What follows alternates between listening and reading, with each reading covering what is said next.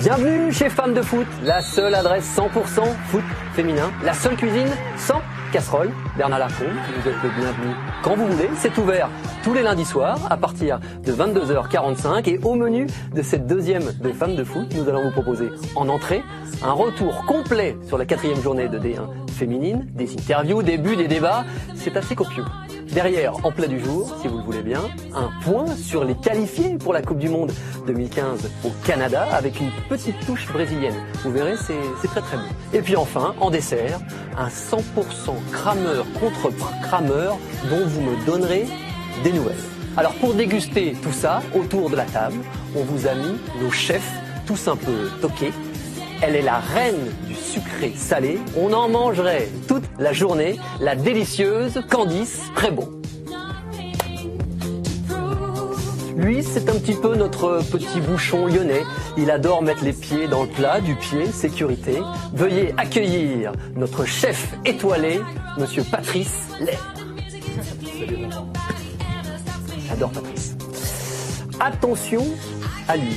C'est un petit peu le roi du coup de fouet. Il est journaliste à l'équipe. Il va être là pour travailler, cuisiner notre invité. Merci d'accueillir l'excellent Johan Aubois.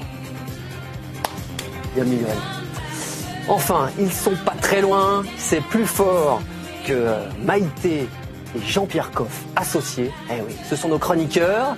Ils vont vous régaler. Mademoiselle Mélina Boetti et monsieur Thomas Mekisch. C'est très bon, c'est très très très bon. Et enfin, elle tombe à point nommé. Elle est toujours saignante, voire bleue. C'est une vraie lionne, même si son nom pourrait nous faire douter. Merci d'accueillir la capitaine de l'Olympique Lyonnais et de l'équipe de France, l'immense Wendy Renard. Bonsoir. Bienvenue Wendy. Merci. On va se mettre à table ? Pas de problème, avec parti. plaisir. Générique.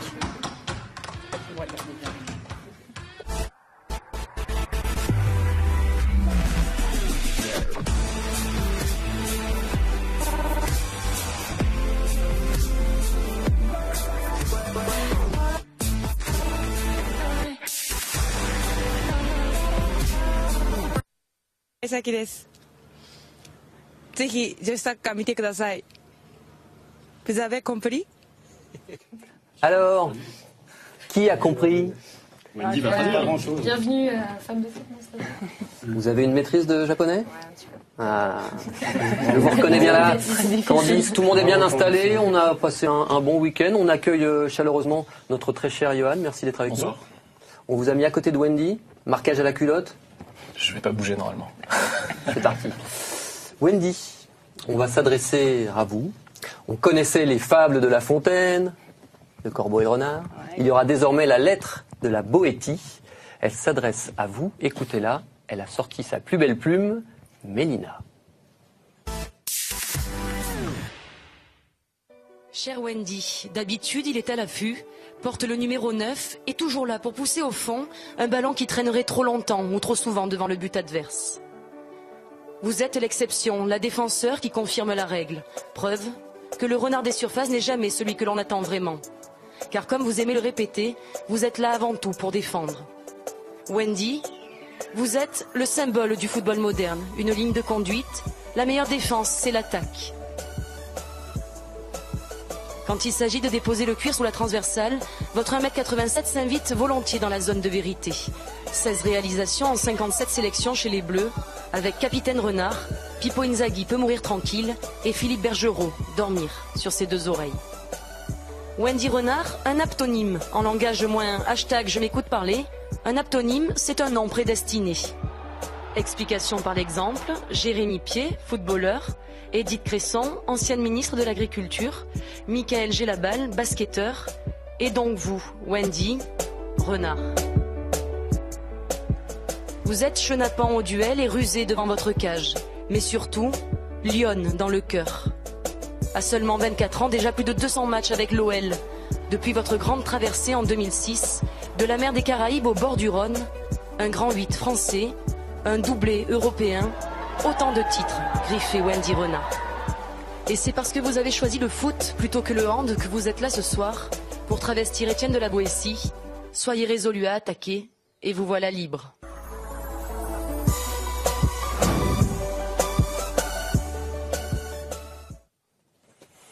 Wendy, vous incarnez la footballeuse moderne. Ça vous plaît comme définition? Ça me plaît, d'autant plus que c'est pas souvent qu'un défenseur est mis à l'honneur, si on peut dire. Et ce reportage, il me fait plaisir parce qu'il reflète déjà ma personnalité. Et j'aime bien défendre, mais c'est vrai que je profite aussi des coups de pied arrêtés qu'on peut avoir lors des rencontres. Et ça fait plaisir un peu de temps en temps d'être récompensé et de voir ce reportage sur soi. C'est vraiment un grand moment. Patrice, quand on voit une joueuse qui marque autant de buts, on n'est pas tenté de la faire jouer même ailleurs qu'en défense? Non, parce que bon, c'est d'abord un défenseur, de talent, complet, capable de relancer long, court, d'intervenir au niveau des tacles, toujours régulier, une prestance, vraiment un talent exceptionnel. Puis à 24 ans, avoir son palmarès en club, c'est sensationnel. En plus, elle va encore gagner beaucoup de titres. J'espère aussi au niveau international, mais pour moi, ça a été un régal de l'avoir pendant 4 ans sous mes ordres. Et franchement, d'avoir ce soir aussi, c'est des moments forts, parce qu'on a passé des moments forts, on a vu des images, des titres. Non. Bravo à Wendy, et puis surtout, continuer à travailler pour rester certainement l'une, voire la meilleure défenseuse du monde. Allez, on va attaquer notre petit moment carte blanche. Je le rappelle pour ceux qui n'étaient pas là la semaine dernière, je pense à Johan notamment. Alors le concept est simple, je le rappelle rapidement. Une question, celui ou celle qui me donne la bonne réponse a droit à 30 secondes de temps de parole à n'importe quel moment sur n'importe quel sujet. Alors, soyez un peu meilleur que la dernière fois parce que vous étiez loin du compte. Je vais mettre la pression à personne, mais c'est comme ça.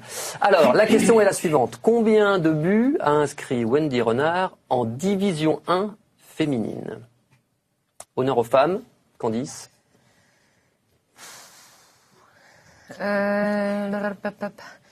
En Division 1 féminine, je dirais 25. Patrice. T'as été son entraîneur. C'est ça, j'étais entraîneur à Lyon, dans le temps. Alors. Je sais pas, moi, 26. Eh bien le voilà, il est arrivé, il n'est pas venu pour rien, c'est un journaliste, monsieur Johan Aubois, vous êtes très proche du compte. Combien 31. Est-ce que vous savez, Wendy, exactement combien de buts vous avez inscrits? Il est passé 35, je pense. Plus que ça. Il va falloir encore... 42. Oui, il va falloir... Non, il va falloir marquer encore un peu. La bonne réponse est donc 33, grâce au 33e inscrit ce week-end face à Juvisy. Regardez d'ailleurs les stats de Wendy Renard, c'est assez bluffant, 131 matchs, 33 buts inscrits, 91 clean sheets, ça pour les défenseurs, ça fait toujours plaisir. Et puis en sélection, ça reste aussi très correct, avec 57 sélections et 16 buts, 74% de victoire.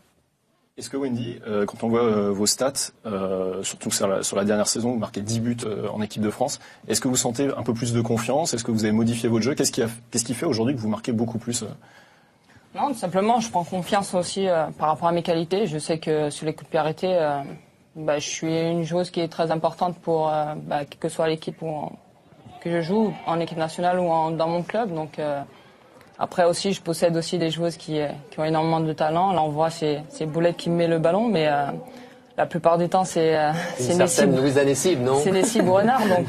Donc voilà, j'ai la chance de jouer avec une telle joueuse. Et même, ça peut être des Busaglia, des Abili. Donc je possède des grandes joueuses autour de moi et qui me mettent des bons ballons. À l'époque, c'était Bon Pastor. Maintenant, elle n'est plus là. Donc voilà, je possède des grandes joueuses et j'essaye d'en profiter et me mettre bien le ballon. Donc c'est à moi d'y être au point de chute. On voit toutes ces options, toutes ces occasions, notamment avec l'équipe de France, Wendy. Moi, je voulais revenir sur votre statut de double capitaine à Lyon en équipe de France. On le rappelle, vous avez tout juste 24 ans. C'est pour vous assez naturel d'avoir le brassard? Pour moi, c'est naturel, d'autant plus que aujourd'hui, j'ai rien demandé. Voilà, je pense que j'ai une personnalité. Si le sélectionneur m'a choisi en tant que capitaine, c'est parce qu'il a apprécié ma manière de faire, ma manière de jouer. Après, je pense qu'au fur et à mesure, ça a commencé avec Patrice. Quand il m'a donné le brassard à l'OL, je pense que ça a déclenché pas mal de choses, déjà moi, personnellement, dans ma tête. Et puis après, je pense aujourd'hui, avec l'équipe de France, c'est naturel et je prends de plus en plus mes responsabilités. Mais je pense que de ce côté-là, je peux encore progresser et mieux faire. Et c'est pour ça que je regarde aussi les grands joueurs et ceux qui portent le brassard depuis pas mal de temps dans les différents clubs. Donc ça me permet de progresser de ce côté-là. Patrice, vous l'aviez donné déjà, vous, l'Olympique Lyonnais, dès le départ de Sonia Bonpastor? C'était flagrant. Après Sonia, je voulais quelqu'un de fort mentalement, fort aussi sur le terrain, qui vraiment en impose. C'était le choix de Wendy. Et après, Philippe Bergerot m'a contacté aussi pour en discuter. Et lui aussi, il a fait le choix de Wendy. Je lui ai dit, ça renforçait un petit peu mon choix aussi. Et je pense qu'on a fait un très très bon choix tous les deux. Et maintenant, il faut que ça continue. Est-ce qu'il n'y avait pas l'âge aussi dans cette volonté-là? Parce que tu avais Camille Abili qui était aussi un leader naturel. Non. Je pense que Camille aussi, c'est important. Mais bon, parle beaucoup, Camille. Parle beaucoup, alors que je pense qu'une fille comme Wendy parle un peu moins. Mais c'est peut-être un peu plus fort par rapport au groupe. Moi, ça m'intéresse de savoir comment toi, tu parles à tes joueuses, que ce soit à l'Olympique Lyonnais ou en équipe de France, parce qu'on ne voit pas ce qui se passe à l'intérieur. Donc ça nous intéresse de savoir comment toi, tu agis en tant que capitaine à l'intérieur. Moi, je ne suis pas quelqu'un qui parle énormément. Après, c'est vrai que, comme je dis, être capitaine, le sélectionneur ou le coach choisit sa capitaine. Mais pour moi, tout le monde doit être leader dans sa tête, doit être capitaine dans sa tête. Et si tout le monde réagit de cette manière, le groupe, il est encore plus fort. Après, avec l'expérience, forcément, j'apprends. Je progresse et maintenant ça devient plus naturel de prendre la parole et de dire ce que je pense. Mais c'est vrai qu'au début j'étais un petit peu timide. Déjà je suis timide à la base et j'étais timide et de passer aussi derrière Bonpastor qui est une leader naturelle, c'était pas forcément évident. Mais comme j'ai dit, j'ai appris vite et j'ai eu la chance aussi d'avoir des gens autour de moi qui me conseillent bien. Et après, voilà, ça vient naturellement et aujourd'hui, je suis bien. Non, le message, il faut le faire ressentir à son groupe. Et Wendy était capable de le faire. Après, c'est vrai, c'est un peu plus de confiance, mais non. Puis après, aussi de démontrer sur le terrain cette force, être décisive aussi à certains matchs, ça c'est important aussi. Alors, vous l'avez évoqué, Camille Abili, elle parle beaucoup, mais elle pose aussi des questions. Et c'est une question pour vous, Wendy, on l'écoute. Pourquoi, Wendy, tu veux tout le temps mettre une casquette? Voilà, c'est ma petite question pour Wendy. Et comme quoi, elle avait juste. Ouais. Non, mais elle me chante pas mal. Même Lisa, tout le temps, elle me dit, mais laisse tes cheveux comme ça, laisse tes cheveux comme ça. Mais bon, c'est comme ça, j'aime bien. Chez moi, j'en ai pas mal, donc ça fait partie de ma personnalité et ça me va bien. Donc, je sors un peu des îles, donc c'est normal. Pour protéger le front du soleil. Tu fais collection, hein, c'est ça? Non, j'aime bien et j'en ai pratiquement de toutes les couleurs, donc c'est bien. Allez, on va passer sur la D1 féminine. 21 buts, 3 doublés, 0 match nul. Je parle évidemment de la 4e journée, mais Pauline Schatz va vous en dire beaucoup plus. Écoutez-la. Que s'est-il passé lors de la 4e journée de D1? Vous voulez tout savoir? Eh bien, on va tout vous raconter. Vous racontez que, comme l'affirme Inès Jorena, Avec Lyon, enfin, si on doute un petit peu, voilà, ça pardonne pas. pour l'instant, cette saison ressemble en effet fortement à la précédente et pour cause, l'Olympique Lyonnais continue de tracer son autoroute. Après un joli 4-0 face à Montpellier, les troupes de Gérard Prêcheur ont sanctionné Juvisy avec la même intransigeance. 4 buts marqués également ce dimanche et ils sont signés Ada Egerberg, Lotta Schelin, une certaine Wendy Renard et Elodie Tomis. Si la domination lyonnaise est incontestable, on notera un petit relâchement général en deuxième période. Résultat, Julie Machard en profite pour marquer et infliger à Sarah Boidi son premier but de la saison. Toujours un peu rageant, mais sans conséquence pour Lyon qui reste en tête du tableau et qui compte dans ses rangs les 2 meilleures buteuses de cette D1, Ada Egerberg et Lotta Schelin avec chacune 6 buts à leur actif. Direction le sud de l'Hexagone à présent. Ce week-end, il faisait très chaud à Montpellier et le moins qu'on puisse dire, c'est que les Parisiennes ont frôlé le malaise. La première période est équilibrée et si le PSG semble avoir un peu plus de jus, à la pause, tout est encore envisageable. En seconde période, les deux équipes continuent de se neutraliser et Farid Benstiti décide de réorganiser l'effectif parisien en faisant rentrer Lindsay Oran. À première vue, l'initiative n'est pas vraiment payante et on semble se diriger vers un match nul et vierge. Mais il faut toujours se méfier des apparences, comme dirait l'autre. Et à une petite minute du coup de sifflet final, Laure Boulot centre sur Oran qui marque le but de la victoire. Paris assure donc l'essentiel et reste à égalité de points avec les Lyonnaises, tandis que Montpellier va clairement devoir se relancer après 2 revers consécutifs. Lyon en tête devant Paris, Juvisy et Soyaux qui s'installe à la 4e place après son carton plein face à Arras. Sur leur terrain, les Charentaises n'ont pas fait dans la dentelle et si à la pause elles ne mènent que 2-1, eh bien elles en ont encore beaucoup sous les crampons. Pasco, Barbe puis Migaud se rappellent tour à tour au bon souvenir d'une Céline Musin un peu dépassée dans ses cages. 5 buts à 1 au final pour Soyaux qui a encore un bon coup à jouer la semaine prochaine face à Albi. De son côté, après 2 défaites un chouïa plombante face à Lyon et Paris, Guingamp se refait une petite santé. Victoire la semaine dernière à Saint-Etienne et victoire ce week-end à domicile face à Rodez. Dominatrices de bout en bout, les Bretonnes ont soigné la différence de but pour s'imposer 4-2 et remonter de la 8e à la 7e place. Un petit point rapide sur les deux autres rencontres de cette 4e journée et parmi les promus, Albi est plutôt très bien parti. Vainqueur face à Issy-les-Moulineaux, les Albigeoises occupent une superbe 6e place, bien loin devant Metz qui s'est incliné face à Saint-Etienne et qui reste donc bon dernier. Vous vouliez tout savoir sur la D1 ? Eh bien voilà, vous savez tout. Ah, ils sont là, ils sont dissipés, ils en veulent, nos chroniqueurs, nos consultants. Qu'est-ce que vous avez retenu les uns les autres de cette 4e journée, Patrice ? Bon, une belle victoire hein, par rapport aux équipes de tête déjà. Hein, parce que même Paris Saint-Germain, même sur les dernières minutes, je pense que Montpellier, c'était compliqué.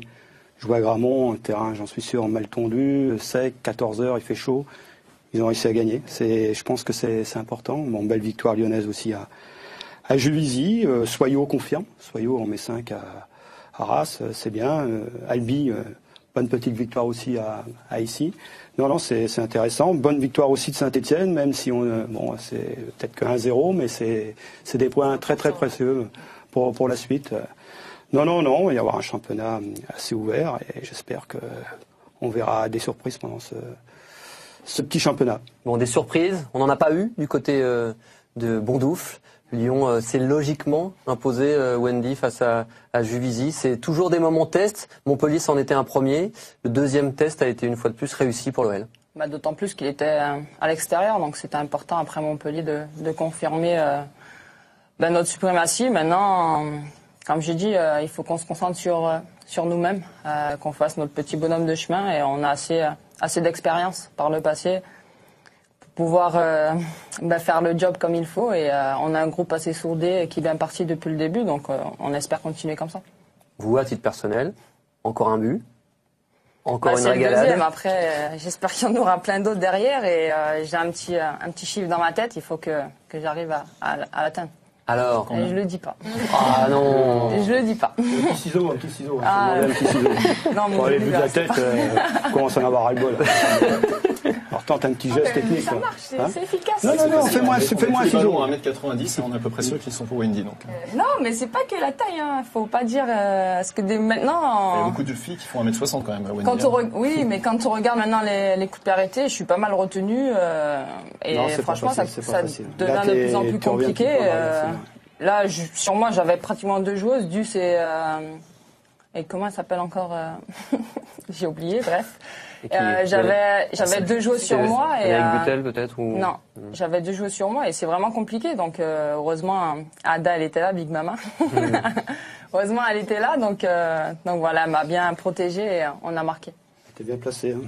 Il y a peut-être un autre geste en fin de match qui vous a un peu moins plu. Ah, le but. Ah non, même avant ? Ah ouais, le tag de Tatane. Rassurez-nous, pas d'embrouille avec Gaëtan, ça fait partie du jeu. Ça fait partie du jeu, mais sur le coup, c'est vrai que c'est pas agréable, surtout qu'on est en fin de match, c'est un peu évitable. Je pense que je prends le ballon avant elle, j'ai revu les images, elle prend pas du tout le ballon, maintenant pour moi c'est passé. Mais tu connais Juvisy, c'est toujours une équipe accrocheuse et rude dans les duels, c'est toujours assez agressif. Il y a toujours un antagonisme aussi entre les équipes. Voilà, on l'a vu il y a 2 ans, il y avait eu un Juvisy-OL un petit peu plus vieux, on y était. Ça s'était un petit peu terminé, pas dans la bagarre, mais c'était assez tendu. Et même après le match, il y avait eu des mots échangés, et c'était des joueuses de l'équipe de France. Finalement, derrière, il y avait eu les Jeux Olympiques à Londres, il n'y avait pas eu d'embrouille particulière. Donc ça fait partie aussi d'un match, de la tension. Est-ce que ça s'est apaisé justement, cette tension, du fait que vous soyez un cran au-dessus, que la lutte pour le titre soit peut-être un peu moins forte qu'il y a quelques saisons ? Est-ce que du coup l'inimitié, entre guillemets, est moins forte aujourd'hui ? Vous savez, quand vous gagnez pendant pas mal d'années, forcément vous dérangez. Donc au bout d'un moment, les équipes, elles font tout pour nous rattraper. Et nous, elles progressent, mais nous aussi on progresse. Donc c'est à nous de garder ce cap comme on le fait, de continuer à gagner des titres, à rester comme nous sommes, à faire notre petit bonhomme de chemin. On est très bien, parce que depuis mon arrivée à l'OL, j'ai fait que remporter des titres. Donc voilà, je veux continuer comme ça. On a entamé la 2e main, donc il faut la finir. Je vais atteindre les 10 titres avec l'OL. Vous avez le sentiment vraiment que Juvisy progresse, par exemple, sur ce match ? Si, elles progressent. Après, voilà, elles ont des faiblesses défensives et forcément, nous, offensivement, on est costaud de ce côté-là, donc on en profite. Mais après, sur ce match, je pense que les 10 premières minutes, elles ont essayé de faire un pressing sur nous. Après, une fois qu'on a réussi à marquer ce premier but et à poser notre jeu, on a vu que c'était vraiment compliqué et il y avait trop d'espace et forcément dans le jeu, au niveau de la possession et tout. Je vois, Wendy, que vous êtes passé par l'école Patrice Lair, puisque Patrice, c'était un des points sur lesquels vous vouliez revenir. Le premier but, l'ouverture du score pour Lyon, c'est un moment important. Non, ce que j'ai bien aimé quand même de la part de Juvisy, c'est qu'ils ont été assez conquérants au départ, c'est-à-dire de jouer assez haut sur un 4-4-2, mais je pense que où ils se sont mis en difficulté, c'est dans le replacement. Ils n'ont pas su, à mon avis, sur une des deux attaquantes, aussi bien Catala que Tinet, faire décrocher un petit peu. Détaillez-nous ce premier but, si vous voulez bien. Premier but, non, ça c'est pas le premier but là-dessus, c'est un autre. Mais là, ici, pour arriver, c'est surtout au niveau du milieu de terrain, qu'il y ait une sentinelle qui décroche, mais absolument qu'il y ait une attaquante, que ce soit Tinet ou Catala, qui viennent la gêner. Autrement, forcément, il y a une ligne de deux attaquantes que juste sur une relance de Wendy ou de Saki, et tout de suite ils trouvent le milieu de terrain, mais ils viennent en surnombre. Tout de suite, Amandine et Louisa se retrouvent juste en face des deux milieux de terrain, Jorena et Tunkara. Et après, c'est facile parce qu'il suffit de mettre un ballon sur la profondeur entre les défenseurs. Je pense que la vitesse de Juvisy derrière, c'est pas leur point fort. Et forcément, une fille comme Lotta Schelling prend le ballon, s'entortrait sur Ada Egerbeck, et il n'y a pas de souci. Je pense qu'il aurait fallu essayer de résoudre assez rapidement ce problème pour Juvisy, mais d'un autre côté, j'ai bien aimé cette équipe de Juvisy qui a essayé au départ pendant 10 minutes, même vous a posé des problèmes, et c'était bien. C'est toujours le problème, c'est qu'ils essaient 10 minutes, un quart d'heure, et au bout d'un quart d'heure, le match est plié. Et ça fait 4 ans qu'on vit ça. On arrive toujours à quelques jours avant ce match, on se dit c'est enfin un duel au tableau, et puis finalement, ça fait pchit au bout de 15 minutes. Le problème, c'est de corriger le tir tout de suite dans le replacement. C'est-à-dire se mettre en position, trouver quelqu'un, laisser une pointe. Je veux dire, carrément deux lignes de 4, 1-1, que de se retrouver à plat avec deux attaquantes, une devant, une derrière qui prend la sentinelle, et là on bloque. Depuis des années, j'imagine que ce type de schéma a déjà été utilisé. Oui, mais bon, depuis 4 ans, je crois que c'est une quarantaine de buts encaissés par Juvisy, c'est énorme. C'est à eux de s'adapter, et je pense que s'ils le font pas, il y a d'autres équipes qui vont avoir des soucis, parce que aussi, Lyon aime bien aspirer aussi un petit peu pour prendre, vu la vitesse, avec trois attaquantes comme Le Sommer, Egerber et Schelling, ça va à 2000 à l'heure. En plus, vous remettez une couche en deuxième mi-temps avec Tomis. Non, faut pas trop s'amuser avec ça. Un système de jeu justement en 4-4-2 où tu vois déjà Gaëtan Tinet qui est devant, qui du coup touche pas beaucoup de ballons puisqu'elle est attaquante. Donc est-ce que la volonté, c'est un peu paradoxal parce que tu as la volonté d'aller chercher Lyon dans son camp. Donc de mettre un peu de poids offensivement et d'avoir une Gaëtan Tinet avec Janice Keyman aussi devant, mais derrière elles se font prendre par ce jeu-là et elles se font avoir, donc il n'y a pas de remise. Mais le problème, il faut déjà bloquer cette première relance. Et Wendy et Saki baladent le ballon, tac tac, hop, on met un ballon intérieur, intervalle, et tout de suite deux adversaires éliminés tout de suite. Ça met la pression au milieu de terrain. Autant avant, il y avait Sandrine Soubéran au milieu de terrain qui pouvait mettre un petit peu d'impact. Maintenant, il y a deux jeunes joueuses qui sont bonnes aussi. Je pense que Jorena et Tunkara sont des joueuses qui vont progresser. Mais après, on a les solutions sur la profondeur, en sachant que les attaquantes lyonnaises vont 2 fois plus vite que les défenseurs juvisiennes. Et là, après, c'est l'autoroute pour les attaquantes lyonnaises. Candice, vous avez un petit coup de cœur dans cette rencontre, une joueuse qui effectivement est très convaincante depuis son arrivée à l'OL. Oui, depuis son arrivée à l'OL, c'est Saki Koumagai qui travaille beaucoup dans l'ombre, qui est très modeste, très humble et dont on ne parle pas forcément beaucoup et qui est finalement le starter de ce premier but lyonnais avec une ouverture vers Eugénie Le Sommer et derrière Lotta qui fait un très bon boulot, qui vient fixer ses lignes de ville et c'est facile après pour Ada Egerberg de conclure avec ce beau travail collectif. Mais elle est au départ de cette action-là. Elle est venue chercher Camille, je crois que c'est Eugénie derrière. On voit, voilà, c'est une joueuse qui est complète. Autant très discrète, mais tellement efficace.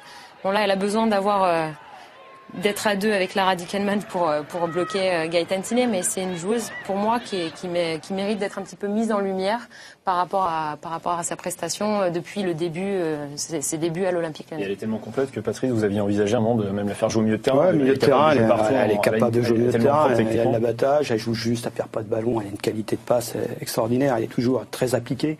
Et non, l'anticipation, c'est une super joueuse. Et puis bon, tous les jours de travail entraînement avec des joueuses comme ça qui s'impliquent, qui travaillent. L'année dernière, elle était blessée, mais elle est revenue 2 fois plus vite qu'une autre joueuse parce que tous les matins, elle était là, elle faisait de la musculation, tout, elle travaillait avec Tourota. Non, c'est des joueuses sur qui on peut compter. Elle est figurée parmi les présélectionnés pour le Ballon d'Or. Elle fait partie des 10 quand même. Donc ça veut tout dire aussi que voilà, cette joueuse, elle est juste monstrueuse. Tactiquement, c'est toujours très très propre parce que c'est l'école japonaise avec un gros collectif. Et c'est vrai qu'elle est habituée justement à avoir cette lecture de jeu, à travailler avec ses coéquipières. Et c'est vrai qu'elle fait jouer, on le voit sur le premier but, en une passe, elle perfore 40 mètres de la défense. Très forte aussi, avec Wendy, et toutes les deux, vous complétez. Justement, Wendy, est-ce que c'est la meilleure joueuse avec qui vous ayez évolué en charnière centrale? La meilleure joueuse pour l'instant, oui, si je peux dire techniquement et au niveau lecture du jeu, etc. Je pense que c'est une très très bonne joueuse qui nous a apporté énormément et qui nous apporte énormément. Chaque année, elle progresse déjà. Là, aujourd'hui, elle parle bien français, donc déjà c'est bien. Donc on arrive à bien se marrer, mais voilà, c'est une joueuse qui a une très bonne lecture de jeu. Et derrière, au début, c'était un petit peu difficile par rapport à la langue. Et puis, on n'avait pas trop l'habitude de jouer ensemble. Donc, on a réussi à trouver les automatismes. Et aujourd'hui, ça va beaucoup mieux. Donc voilà, je suis contente de jouer avec elle. Mais je pense qu'au niveau de la charnière centrale, pas qui me plaît bien, mais où on a fait beaucoup d'années ensemble, c'est la garde noire avec Lolo. Donc, je pense qu'on se complète assez bien. À l'époque de Lilian Thuram et de Saï, même si ça n'a rien à voir les deux joueuses ou les deux joueurs. Mais avec Lolo aussi, je m'entends bien. Allez, on met les protèges tibia, on sort les crampons vissés, mesdemoiselles, messieurs. C'est l'heure de la grande question qui nous est présentée par Mélina Boetti. Juvisy, cette saison, n'a aucune chance d'accrocher le duo de tête, à savoir Lyon et le PSG. Gaëtane Thiné, meilleure buteuse l'an passé avec 25 réalisations, pierre angulaire de la réussite de Juvisy. La capitaine du club essonien ne semble plus à même de porter à bout de bras cette équipe. Et hier, face à Lyon, elle est apparue émoussée, voire très agacée parfois. Avec elle, l'ensemble de l'équipe, un collectif aux abois, une défaite donc sans appel 4-1 face à l'Ogre lyonnais. Et au-delà du résultat, dans le jeu, Juvisy a montré énormément de failles, notamment défensives, à l'instar de son arrière-garde, 2 joueuses, Nelly Guibert, 35 ans, Sandrine Dussant, 30 ans, 2 joueuses alignées dès le coup d'envoi qui sont le symbole d'un effectif vieillissant, à l'inverse, lui du PSG qui affiche une jeunesse éclatante, un PSG, prochain adversaire en championnat, principal rival cette saison. Alors voilà, question, Juvisy ne sera-t-il plus jamais européen? Patrice, c'est dur, on sait, c'est dur, mais c'est l'idée. Bon, pour cette année, il faut attendre déjà le match de samedi prochain. On verra si le résultat est positif pour le Paris Saint-Germain. C'est vrai que s'il y a une victoire du Paris Saint-Germain, ça va être très compliqué déjà pour cette année. Il y a une équipe peut-être qui vieillit, c'est vrai. Il y a des joueuses qui, comme je parlais de vitesse tout à l'heure, mais il y a des jeunes aussi. Hier, j'ai quand même vu des jeunes intéressants. En plus, il ne faut pas tout condamner non plus. Jorena au milieu de terrain, Kugara, je pense que c'est intéressant. Mais naturellement, après, pour aller chercher une Coupe d'Europe, et il y a les moyens. Il y a les moyens aussi. Il y a les moyens financiers, on dira ce qu'on voudra, mais il y a Lyon et Paris qui sont sur une autre planète. Et après, ensuite, il y a des clubs comme Juvisy, Montpellier est un petit peu aussi, avec un peu plus de mal à suivre. Mais samedi, ça sera capital. On saura, à mon avis, si Paris bat Juvisy, déjà on saura les deux équipes qui seront à la Coupe d'Europe la saison prochaine. Candice, vous êtes d'accord avec ça? Alors moi, je suis pas tout à fait d'accord avec les propos de On vous provoque un peu, c'est l'idée aussi. Non, mais je suis pas tout à fait d'accord dans le sens déjà où on parle de Dussant qui a fait une bonne rencontre. Je pense que c'était une des meilleures sur sa ligne au niveau de l'équipe de Juvisy. Je pense pas que l'âge soit pour moi un critère de compétences et de faiblesse entre guillemets. Pour moi, c'est pas un critère suffisant. Alors effectivement, Paris Saint-Germain, c'est une autre écurie, c'est pas du tout la même chose, mais il faut penser aussi que l'année dernière, Juvisy a accroché Paris jusqu'à la dernière journée pour la qualification en Ligue des Champions. Donc je pense que Juvisy a encore les armes et Gaëtan n'est pas si émoussé que ça. C'est juste que le duel entre l'Olympique Lyonnais et le Juvisy, c'est toujours comme ça. On connaît bien Gaëtan qui a du caractère et du répondant. Je pense on commence à connaître un peu le personnage. Et je pense pas qu'elle soit totalement émoussée. Et à mon avis, elle a encore des arguments et Juvisy aussi à défendre. Surtout qu'ils vont pas jouer la Ligue des Champions, donc ils ont une compétition en moins à jouer. Donc il y a plein d'arguments qui peuvent faire équilibrer un peu le débat aussi. Et c'est pas si facile que ça pour le Paris Saint-Germain au niveau de la qualif pour l'année prochaine. Johan. Je constate que Patrice, depuis qu'il n'est plus entraîneur de Lyon, est plus sympa avec Juvisy déjà. Non, je dis. Vous êtes moins violent. Alors que là, c'est l'occasion de leur rentrer un petit peu dedans. Vous parliez d'équipe vieillissante. Moi, quand j'étais en compétition avec eux, pas de problème. De ce côté-là, bon, après, c'est vrai que moi, j'en ai payé les pots cassés aussi. Hein. Je me suis payé l'éthique, je me suis payé la commission de la FIFA, de l'UEFA plutôt. Suspension peut-être, mais moi, ça m'a coûté du fric aussi. Mais. Vous en avez plus à Lyon qu'à Juvisy. Ouais, peut-être, mais bon, maintenant, je veux pas rentrer là-dedans. Moi, ce qui m'intéresse surtout, c'est le terrain, voir un petit peu les joueuses françaises à Juvisy qui peuvent progresser, les plus jeunes, d'autres peut-être qui sont un petit peu sur la fin. Gaëtan Tiné, pour moi, il est certainement la meilleure, voire l'une des meilleures attaquantes françaises. Et bon, même si un joueur m'a dit est-ce qu'une joueuse va faire une équipe? Est-ce qu'une joueuse va faire une équipe? Non, mais bon, autour, il y a quand même des joueuses de bon niveau français, naturellement par rapport à certaines équipes au-dessus, non? Par rapport au PSG ou à Juvisy, pas à Juvisy, par rapport à Montpellier, par rapport à d'autres équipes. T'as Céline Deville dans les buts, oui, il y a quand même des joueurs qui sont en équipe de France, mais Gaëtan Tiné, elle est titulaire en équipe de France, et bon, hier, c'est encore elle qui était quand même la plus dangereuse quand même, le coup franc. Plus qu'une équipe vieillissante, est-ce que c'est pas un système vieillissant? Alors le système de Juvisy a toujours très très bien fonctionné jusqu'à maintenant, mais par rapport à deux grosses machines comme le PSG et comme Lyon, il faut pouvoir attirer ce côté un petit peu patronage, familial, est-ce que finalement ça arrive pas à bout de souffle? C'est vrai qu'à un moment donné, tu peux plus après. T'as une limite qui est plus basse qu'un club pro comme l'Olympique Lyonnais, comme le Paris Saint-Germain. C'est certain que t'évolues. Quelque part, on répond à la question. Est-ce que Juvisy jouera l'Europe? Bah non. Peut-être que cette année, ça. Pas avec deux locomotives comme Paris. On ne sait pas encore parce que le Paris Saint-Germain, c'est peut-être trop récent, trop frais. On connaît que on a vu qu'il y avait du beau monde qui était là, qui arrivait, d'expérience, des jeunes et des moins jeunes, parce que Séguer, elle est pas si jeune que ça. Donc, mais c'est un leader incontestable. Maintenant, oui, effectivement, à terme, ça peut être le frein de Juvisy pour l'évolution du foot. Les moyens, c'est toujours pareil, les moyens toujours. Mais ils ont essayé, parce que bon, ils sont à bon double. Avant, c'était Maquin. Quand on allait jouer à Maquin sur la tôle ondulée, là-bas, c'était quelque chose. Mais bon, là, ils se sont mis, il y a un stade, il y a quelque chose. Ils ont progressé aussi. Je pense que les clubs comme Lyon et Paris Saint-Germain, ils ont forcé à s'améliorer. Bon, faut voir, ils vont peut-être avoir des jeunes, mais c'est sûr qu'après, pour recruter, demander à certaines joueuses à Lyon d'aller jouer à Juvisy, ça va être compliqué quand on a goûté à certaines choses. Et l'inverse, l'inverse aussi. Et l'inverse, la même. Mais pour être performant. Pour revenir un peu sur le débat, finalement, la question, c'est également, est-ce qu'un club non professionnel comme le Paris Saint-Germain ou l'Olympique Lyonnais est encore capable de venir qualifier en Ligue des Champions? Se qualifier en Ligue des Champions, je pense que ça peut être difficile quand on a aujourd'hui deux clubs qui s'entraînent tous les jours, qui ont des investissements, qui font des investissements qui sont de haut niveau. C'est compliqué, je dirais, sur la durée, parce que sur un match, tout reste possible. Surtout que quand on voit le calendrier de Lyon et de Paris, on joue la Champions League, l'équipe nationale, la Coupe de France, le championnat. Donc sur un match, tout est possible. Maintenant, c'est sur la durée qu'il faut regarder. Et je pense que sur la durée, les équipes professionnelles prennent le dessus parce que il y a l'effectif, il y a l'expérience aussi à l'entraînement, et puis il y a aussi l'exigence qu'on demande tous les jours à l'entraînement. Donc ça aussi, ça permet de progresser. Et quand on a des joueuses de talent à l'entraînement, on progresse aussi tout comme en match. Donc c'est important. Il y a la récupération, il y a plein de choses. Et travail, c'est compliqué. C'est vrai que c'est compliqué pour ces équipes. Après, je pense que Juvisy, elles ont déjà fait pas mal de... elles ont déjà beaucoup progressé. J'ai bien aimé les nouveaux maillots. Parce qu'à l'époque, c'était pas ça. Mais maintenant, voilà. Donc ça montre que Juvisy fait des efforts. Et déjà, c'est plus beau pour le football féminin.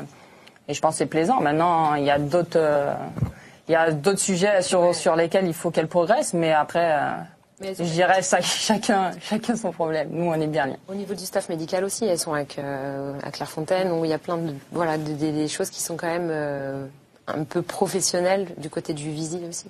Patrice, vous l'avez évoqué, on va en savoir beaucoup plus peut-être avec l'affiche de samedi. C'est rendez-vous à 20h50 en direct sur Eurosport. Ce sera la rencontre entre le Paris Saint-Germain et Juvisy. On écoute d'ailleurs Pascal Gouzen, le coach de Juvisy, et Inès Jorena qui parle déjà de cette rencontre très importante.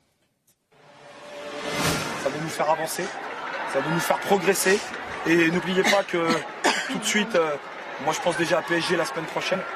Et c'est un match très important pour nous. Il va falloir tout de suite qu'on soit dans la réaction et vite gommer et vite enlever de la tête ce match, même s'il faut qu'il nous serve, pour vite basculer sur le PSG, pour aller les titiller chez elles et aller les embêter. Parce que je pense qu'on en a les moyens, on a l'équipe pour. Nous, on essaye d'accrocher Lyon et le PSG. Et donc nous, on est tourné déjà sur samedi. Après ce match-là de Lyon aujourd'hui va sûrement nous servir à pas rééditer des erreurs qu'on a faites aujourd'hui. Donc voilà, l'objectif c'est d'aller à Charletti avec de grosses intentions et de battre le PSG. Voilà, un PSG, mesdemoiselles, messieurs, qui s'est fait peur ce week-end. Une victoire dans les dernières secondes du côté de Montpellier. Johan, est-ce que c'est inquiétant, cette victoire poussive, entre guillemets? Non, Patrice l'a dit, c'est un peu particulier de jouer à Montpellier, à Gramont, sur un terrain, on en parlait avant l'émission, qui a peut-être été préparé justement pour que le niveau, les niveaux soient moins, la différence de niveau soit moins importante. Après, dans le jeu, voilà, elles avaient été très bonnes la semaine précédente.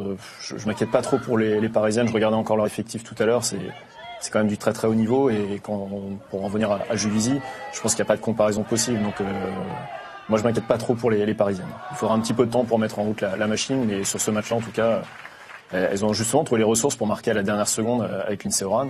Un très beau but d'ailleurs.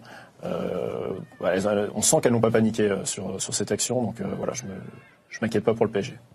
Patrice, est-ce que vous vous inquiétez à quelque peu pour le PSG par rapport à ce Non, c'est ce que je disais tout à l'heure. Hein. C'est une belle victoire. C'est une belle victoire. Là-bas, il faut gagner à Montpellier. En plus, à Gramont, là, je vous dis, c'est un autre contexte. À la Mosson, c'est pas pareil. On va prendre la largeur, on peut faire les décalages. Il y a un bon terrain, c'est beaucoup plus facile. Non, c'est une victoire importante. Et ils n'ont pas pris de but. Lyon a pris un but. C'est un petit truc, comme hier. Je connais Wendy. Elle n'a pas dû apprécier d'avoir pris un pion. Non, c'est plein de petites choses. Wendy, on sait qu'il y a Marie-Laure Delis qui marque beaucoup, qui a beaucoup marqué l'an dernier. Là, il y a Lindsey Horan qui prend le relais. Elle est déjà décisive. Est-ce que c'est une joueuse qui vous plaît également? Ouais, elle a un profil, je dirais atypique. C'est une joueuse qui protège très bien son ballon et qui est très jeune, qui a une marge de progression énorme. On a eu la chance j'ai eu la chance de mettre, j'ai eu la chance de m'entraîner avec elle quand elle était venue à l'OL faire un essai. Et c'est une joueuse qui à l'époque, qui a démontré énormément de qualité. Et je pense que elle peut faire très très mal dans le championnat français. Mais après, elle est du côté de Paris. Donc nous, défensivement, on est costaud. Donc moi, j'aime bien jouer contre ce genre de filles. Lindsey Horan qui a inscrit ce but salvateur pour le Paris Saint-Germain sur la première passe décisive de Laure Boulot. Et Laure Boulot qui a peut-être été aidée par Zlatan. Vous connaissez Zlatan, Candice? Le petit chien de Laure Boulot. Absolument. J'ai vu. Voilà, qu'on a à l'écran. C'est un petit moment de détente avec Zlatan. Non, a priori, il est déjà titulaire dans l'équipe de Laure Boulot. Ce Paris Saint-Germain un peu plus... Vous avez osé quand même passer ça. Ah oui. Un peu plus sérieusement, cette équipe du PSG, Candice, vous la voyez aussi encore au-dessus de Juvisy pour cette saison?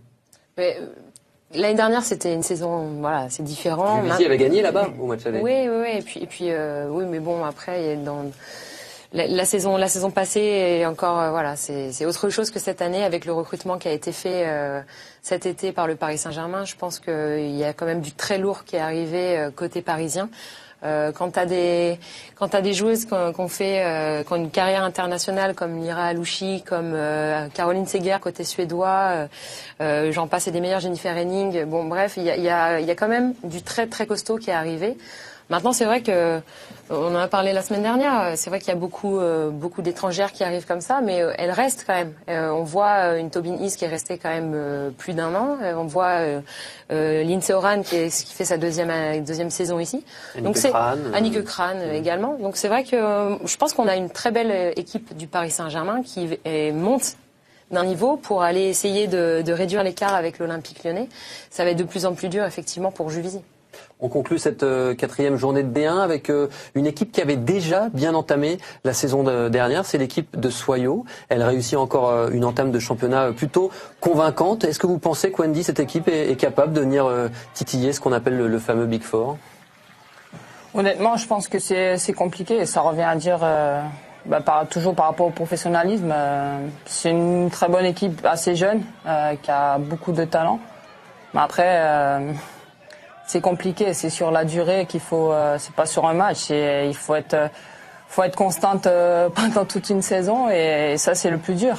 Après, le plus dur, on m'a toujours dit, c'est de confirmer, d'atteindre le haut niveau, c'est possible quand on se donne les moyens de travailler, etc. Mais le plus dur, c'est d'y rester et ça c'est compliqué. Sur un match de 90 minutes, on peut le faire. Rien n'est impossible. On peut le faire, mais après, au final, c'est de remporter le titre. Et je pense que pour Soyaux, c'est encore difficile. Soyaux, c'est un club quand même historique de la D1 féminine et il y a eu des belles personnalités qui sont passées par Soyaux comme Corinne Diacre.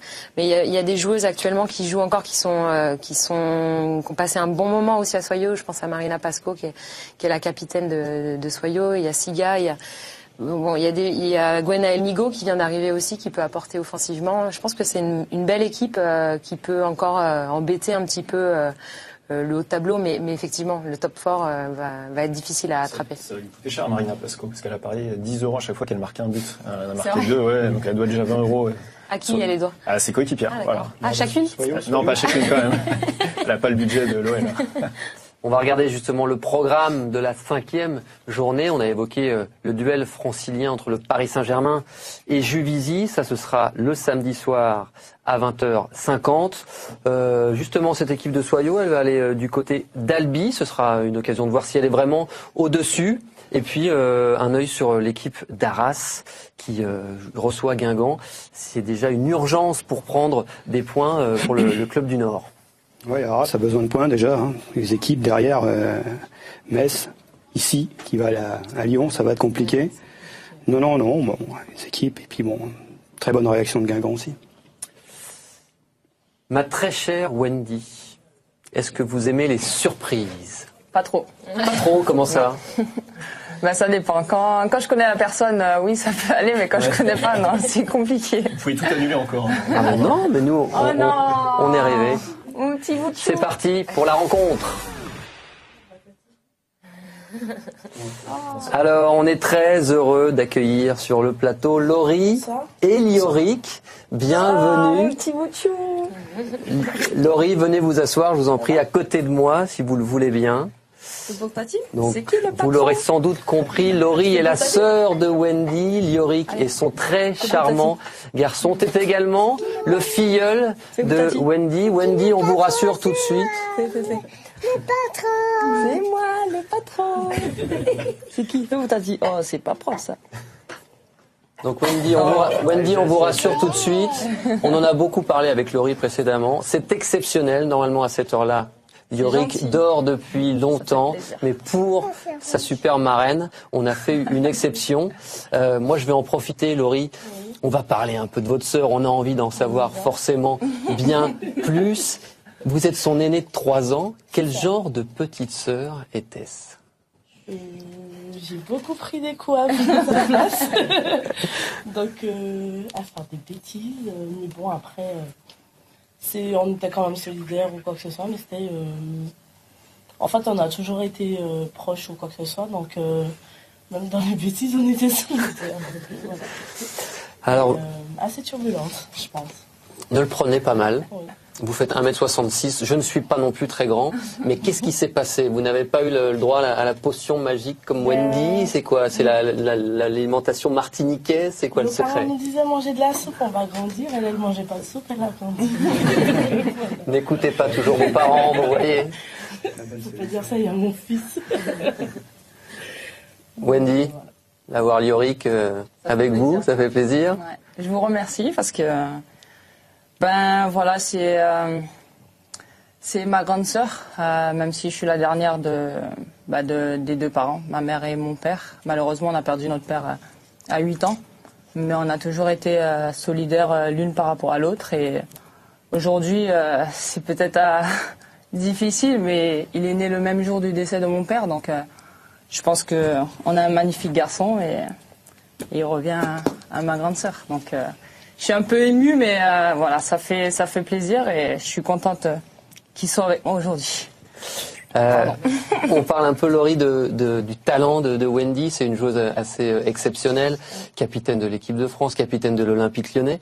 Très honnêtement, quand vous étiez justement du côté de la Martinique plus jeune, est-ce que vous imaginiez un jour avoir votre sœur capitaine de l'équipe de France? Elle nous l'a toujours dit. Je me rappelle un peu après que mon père y soit mort, elle nous a dit un jour vous nous verrez à la télé et tout. Donc après, au début, on se disait mais elle est face, c'est pour deux. Et mais après, très vite, vu l'acharnement qu'elle mettait à ses entraînements ou quoi que ce soit, on s'est vite rendu compte que c'était pas des blagues et que elle allait tout faire pour réussir en fait. Et est-ce qu'à un moment, on pouvait penser aussi qu'un autre sport pourrait éventuellement... Le hand. Le hand. Parce qu'il y a une année où elle faisait les deux en même temps. Donc le samedi, elle jouait au hand avec nous et le dimanche, elle jouait au foot avec les garçons. Et après, on lui a dit de choisir entre les deux. Et elle a choisi le foot. Mon Dieu. Et Wendy, pas que, il y avait aussi la course apparemment. On remercie Fred Labiche pour ces deux photos. Vous étiez aussi, c'est Fred qui nous a donné ça. C'est aussi aidé par la famille, je crois. C'est interdit ça. Apparemment, vous faisiez aussi du triathlon, Wendy. Quand j'étais petite, j'étais assez sportive et c'est vrai que ma mère un jour elle m'a dit mais ma fille, tu vas mourir. Donc le dimanche matin, je me réveillais, je faisais du triathlon. L'après-midi, je partais jouer avec les garçons ou avec les filles. Même le samedi, je jouais au hand. C'était depuis toute petite, j'ai baigné dans le sport, je kiffais ça. Et aujourd'hui, je suis contente parce que ma sœur, elle a dit, depuis à l'âge de 8 ans, j'ai rabâché à ma mère qu'un jour, elle me verra à la télé sous le maillot bleu. Je pensais pas sous le maillot de l'OL, mais sous le maillot bleu. Ça a commencé avec l'OL. Il faut bien commencer un jour. Et je tiens à remercier le CTR de la Martinique, Jojo Germé, parce que c'est lui qui a décroché son téléphone pour appeler aujourd'hui mon conseiller qui est Fred Labiche, pour lui demander s'il connaissait à l'époque Farid Benstiti, qui était l'entraîneur de l'OL, pour venir faire un essai. Et aujourd'hui, voilà, le chemin, mon histoire, elle est belle, parce que je suis la seule à ne pas avoir fait Clairefontaine. Et aujourd'hui, ça n'empêche pas passer par un centre de formation et de réussir. Donc j'espère être pour les jeunes Martiniquais un exemple. Et pour ça, je suis fière de mon parcours, je suis fière d'être martiniquaise et de partir à l'âge de 16 ans dans mon île pour arriver en métropole. Ça n'a pas été quelque chose de facile déjà pour ma mère. Moi aujourd'hui pour mes sœurs aussi, mais aujourd'hui je pense qu'elles sont toutes fières. La première ma mère, donc je l'embrasse très fort, je pense qu'elle est devant sa télé. On espère bien. Et voilà, donc aujourd'hui je suis contente et ma mère elle est contente, donc c'est le plus beau cadeau que je peux avoir. Elle a toujours été très présente, je me souviens après France-Nigeria, on était retournés tous à l'hôtel et là il y avait une énorme délégation martiniquaise et la chef de la délégation c'était Marie-Hélène, si je me souviens bien de son prénom. Voilà. Non, ma mère elle aussi elle aime le sport parce qu'elle a joué au hand. Elle s'est jonglée, elle a joué au foot. Donc voilà, ma tante elle arbitre en Martinique, donc voilà, je viens d'une famille assez sportive. Ma sœur elle a joué au hand, pratiquement toutes mes sœurs elles ont joué au hand, donc voilà, ça vient tout naturellement et ma mère aussi. Vous évoquez la Martinique, bien évidemment. On a une question de Cécile Locatelli, notre consultante, qu'on salue chaleureusement. Écoutez-la. Wendy, je sais que tu as bien géré l'après-foot, donc je voulais savoir quand est-ce qu'on pouvait venir à ton restaurant que tu as ouvert récemment en Martinique. Avec plaisir. Non, avec plaisir. C'est vrai que comme j'ai dit, j'ai la chance d'avoir eu des gens qui m'ont toujours donné de bons conseils. Voilà, comme ça n'a pas été facile, je suis partie à 16 ans, il n'y avait pas ma mère avec moi. Je suis tombée, il y a des gens qui m'ont accueilli, notamment Johan Hartog et Fred Labiche. Ils m'ont accueilli comme si j'étais pour Fred sa fille et pour Johan sa sœur. Et voilà, ça a continué et aujourd'hui, j'ai la chance d'avoir des gens qui me conseillent. Et ça a été un investissement dans mon pays, dans mon île, enfin sur mon île. Et je suis très contente parce que c'est dans le sud du pays où il y a pas mal de touristes. Donc j'ai déjà eu de très bons retours de la part des métropolitains et ça fait plaisir. D'autant plus qu'on sait que voilà, il y a 8000 km entre la France et la Martinique. Donc j'ai pas mal de retours et je suis très contente. Vous pouvez l'avouer maintenant, Wendy, Patrice Lerre est ici, son successeur à l'Olympique Lyonnais. C'est vous qui l'avez choisi. Quand on vient d'un village qui s'appelle Le Prêcheur, et voilà. Ouais. Ma mère me l'a fait, c'est la première. Ma mère me l'a fait, elle me l'a dit, ça y est, tu seras pas dépaysé, il y aura ton prêcheur avec toi. Donc voilà, bon. On me le fait souvent. On remercie Johan Aubois pour cette première. Johan, vous êtes le bienvenu. Vous voulez utiliser mon carton blanc. Eh oui, ça, je peux le donner justement. Vous avez le droit de le donner, mais c'est pour toi, ça. Allez, on le donne à Patrice. Allez, on va marquer une petite pause. On se retrouve tout de suite pour la deuxième partie de Femmes de foot. À tout de suite. C'est Louisa Nessib, la pub est finie. À toi, Romain. Merci beaucoup, Louisa. On est de retour dans Femmes de foot pour cette deuxième partie de l'émission. On est toujours en compagnie de notre invité Wendy Renard, Candice Prévost, Patrice Lerre et on accueille Monsieur Thomas Meklich. Thomas, s'il vous plaît, vous avez outrageusement dragué Marie-Laure la semaine dernière. Cette fois-ci, restez correct avec Wendy. Mais c'est complètement faux. Salut Wendy. Salut. Ça va ? Ça va, merci. Bon, Wendy, tout d'abord, j'aimerais vous dire que je vous respecte. Je vous respecte parce que vous avez toujours cru en vous, et ce, malgré vos détracteurs, à commencer par une prof à l'école. Vous l'avez dit l'année dernière, dans une interview, vous avez dit à l'école, quand on me demandait le métier qu'on voulait faire, j'écrivais footballeuse professionnelle. La maîtresse avait beau me dire que ça n'existait pas pour les filles, je lui répétais que je voulais faire ça. L'ancienne prof de Wendy, t'es nul, t'es nul, t'es nul. Voilà, c'est fait, je l'ai fait. Voilà. Bon, Wendy, ça va ? Ça va, merci. Bon, j'en ai pas fini avec vous, mais j'ai un salaire de 5 chiffres à justifier. Et pour justifier ma présence ici, ça, on peut le dire, oui, je vais vous parler du foot européen. On va commencer par la Suède. La Suède, un pays cher à Candice Prévost. Mais oui. C'est Patrice qui aime non, la Suède. c'est un pays cher à Candice Prévost. Car comme le disait si bien Candice Prévost il y a quelques semaines dans une interview, pour moi, la Suède, c'est un peu comme Thomas Meklich. C'est joli, c'est plein de grâce et idéal pour passer un bon week-end. Voilà, c'est pas de moi, c'est de Candice Prévost. Allez, regardez ces belles images avec Rosengard qui s'est imposé 3-2 sur la pelouse de Göteborg avec un premier but. Magnifique, il faut le dire, de Martens. On valide ou pas, Wendy ? On valide. Allez. Bon, elles ont inscrit 2 buts, les joueuses de Göteborg, mais quand l'adversaire en met 3, ça passe pas. On perd. Voilà, défaite 3-2. Et vous savez quoi ? Eh bien, Rosengard est champion de Suède. Pas vrai, Romain Ballan ? Et garde son titre. Elle conserve surtout son titre. J'aime quand vous apportez votre œil d'expert sur mes chroniques. Mais ne soyez pas jalouse, Wendy Renard, parce que vous le savez très bien, vous aussi, vous allez être championne avec l'Olympique Lyonnais. Ce sera un petit peu plus tard dans la saison, mais bien joué, en tout cas, aux Suédoises de Rosengard, donc, qui conservent leur titre de championne. Mais maintenant qu'on se connaît un peu mieux, Wendy, parce qu'on se connaît un peu mieux, pas vrai ?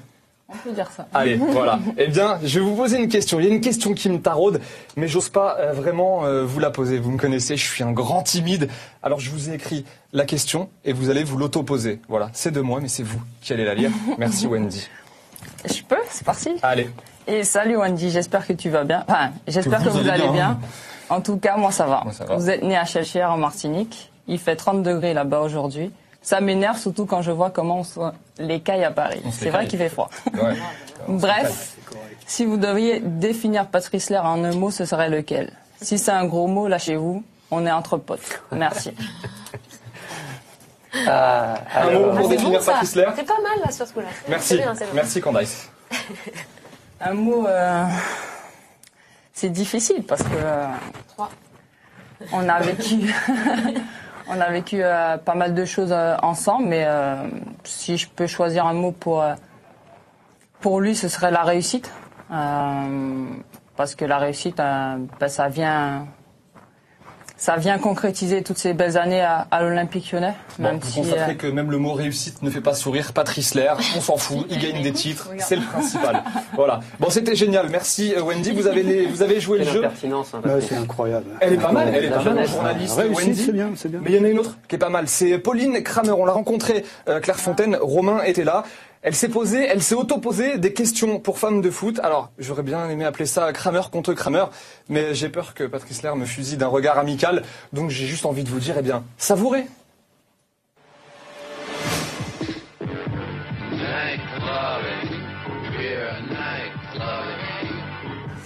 Pauline, bonjour. Depuis 2012, tu évolues en Benelux, le championnat belge-néerlandais. Quel est son niveau comparé à la D1 féminine? Je pense que c'est un peu moins fort que la D1 française. Après, c'est un championnat intéressant parce qu'on joue avec les équipes hollandaises, donc ça reste quand même un bon niveau. Durant l'intersaison, je sais que certains clubs t'ont rapproché, donc maintenant je veux des noms. Montpellier m'avait appelé pour savoir un peu où j'en étais physiquement aussi. Mais bon, j'avais dit à Anderlecht que je restais encore une saison, donc je vais commencer déjà ma saison, donc on verra. Quel souvenir gardes-tu de la Coupe du Monde U20 en 2010?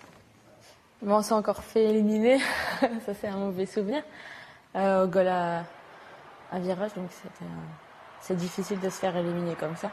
On s'était fait éliminer comme ça aussi en U17, à la Coupe du Monde en Nouvelle-Zélande, donc c'est assez difficile. Mais sinon, un bon souvenir quand même. C'était un bon groupe et c'est dommage qu'on ne soit pas passé. Comment imagines-tu la Coupe du Monde au Canada? En finale, et pourquoi pas, en finale et gagner, être championne du monde. Je pense que c'est un rêve pour toutes les filles, donc j'espère que ça se réalisera. En dehors du terrain, quel genre de fille es-tu? En dehors du terrain, plutôt joyeuse. J'aime bien faire rire. En Belgique, c'est plus facile. Plutôt Hazard ou Neymar? J'aime bien Hazard, mais il est du Nord. Et dernière question, as-tu bien été interviewée? J'étais un peu stressée au début, mais ça va. Très bien. Elle a été très bien.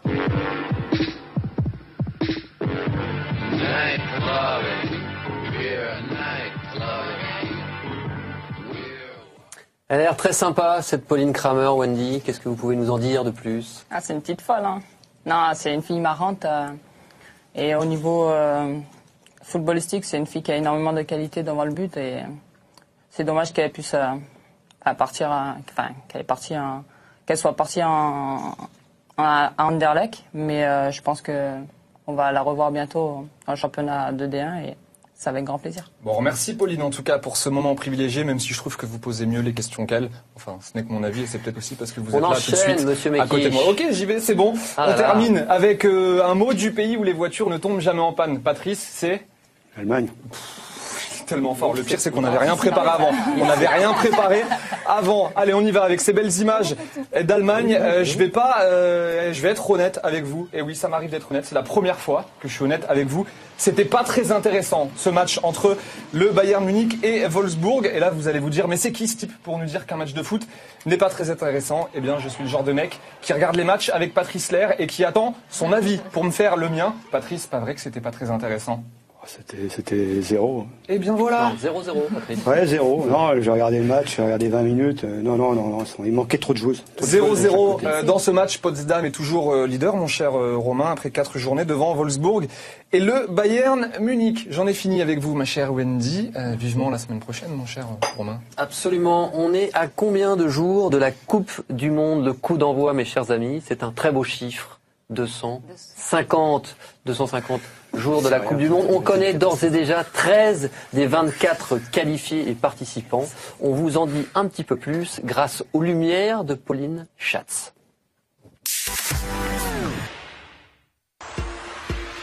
Comme chaque lundi, il est l'heure de faire le point sur les qualifications pour le mondial canadien. Et c'est tout frais, ça vient de tomber. Le Brésil et la Colombie iront bien au pays de Céline Dion l'année prochaine. Les deux nations se sont en effet quittées sur un score nul et vierge lors de l'ultime match de la Copa América, ce qui permet au passage à la Seleção de remporter le titre continental pour la 6e fois en cette édition. Si les Samba Queens étaient déjà certaines d'aller faire un tour au Canada, les Colombiennes l'étaient elles aussi grâce à la surprenante victoire quelques heures plus tôt de l'Équateur sur l'Argentine 3-2. Clap de fin donc pour l'Albi Céleste et direction les barrages pour les Équatoriennes qui affronteront le 4e de la CONCACAF pour une ultime chance de qualification. En Asie, la Coupe des Nations a tranché et à ce petit jeu, c'est le Japon qui est sorti en tête en remportant la compétition pour la première fois de son histoire. Il faudra donc une nouvelle fois compter sur les Nippon qui, est-il nécessaire de le rappeler, avaient remporté le dernier mondial en battant les États-Unis au tir au but. Depuis, on ne peut pas dire qu'elles se soient vraiment laissées aller puisqu'elles ont également décroché une médaille d'argent aux Jeux Olympiques de Londres il y a 2 ans. Mais les Japonaises ne seront évidemment pas les seules représentantes de la zone Asie-Pacifique et elles emmèneront avec elles les 4 autres nations les mieux classées de cette coupe asiatique. Australiennes, chinoises, sud-coréennes et thaïlandaises auront donc elles aussi l'occasion de s'exprimer chez nos amis canadiens. Enfin, vous qui étiez devant la première émission de Femmes de foot, vous le savez certainement déjà, mais on va vous rafraîchir la mémoire avec la liste des autres qualifiés. En plus du pays organisateur, 7 nations européennes ont fait le boulot. Nos petites Françaises qui ont réalisé un sans faute lors des qualifications, mais également l'Angleterre, la Suède, l'Allemagne, la Norvège et 2 petites nouvelles dans la compétition, à savoir l'Espagne et la Suisse. Restent 4 équipes en sursis et un dernier billet à arracher. L'Écosse, les Pays-Bas, l'Italie et l'Ukraine s'affronteront en octobre en barrage avant une finale aller-retour fin novembre. Voilà donc, très cher Romain, ce que l'on pouvait dire sur ces qualifications. Voilà, vivement cette Coupe du Monde, Wendy. J'ai la dernière question de l'émission pour vous. Est-ce que vous savez ce qui se passera le 16 octobre prochain du côté des États-Unis? Ah, c'est la... Je peux pas dire de bêtises, la CONCACAF, c'est ça? Ouais. Voilà. C'est la Gold Cup avec une rencontre entre la Martinique et la Jamaïque. Ah, la Jamaïque. Voilà. Alors malheureusement, je pense que vous êtes déçus, mais la Martinique ne peut pas être qualifiée pour la prochaine Coupe du Monde, mais participe à la Gold Cup. C'est aussi l'occasion pour la Martinique de se montrer un peu face à des adversaires de renom. Déjà, ça fait plaisir pour elles, les filles, parce que j'en connais pas mal. Et puis c'est aussi une découverte aussi pour elles. Ça va les permettre... leur permettre de voir le très haut niveau et puis c'est que des bons souvenirs, donc pour elles c'est que du bénéfice et du bonus, donc c'est bien pour elles. J'espère au moins qu'elles vont faire un bon tournoi, on va dire. Allez, merci à tous. On est déjà dans le temps additionnel de ce deuxième de Femmes de foot. On vous remercie très sincèrement, Wendy, d'avoir été notre invitée. On remercie évidemment Candice, Patrice, notre très cher Thomas Mekish, Johan Aubois qui nous a quittés en fin de première partie. Merci à notre réalisateur Ronan Delaune. Merci à toutes nos équipes techniques. Merci à l'homme qui est dans ma petite oreille, le très charmant Erwan Geloen. Et puis, on se donne rendez-vous. N'oubliez pas, dès samedi soir, un nouveau match en direct, le championnat de France de D1 avec ce duel francilien entre le Paris Saint-Germain et Juvisy. On était tous très heureux de vous avoir avec nous. Vous allez savoir très rapidement qui est le prochain invité de Femmes de foot. C'est Wendy Renard sur le compte Twitter d'Eurosport France qui vous donnera son nom. N'oubliez pas, quelque part, vous êtes déjà tous des femmes de foot.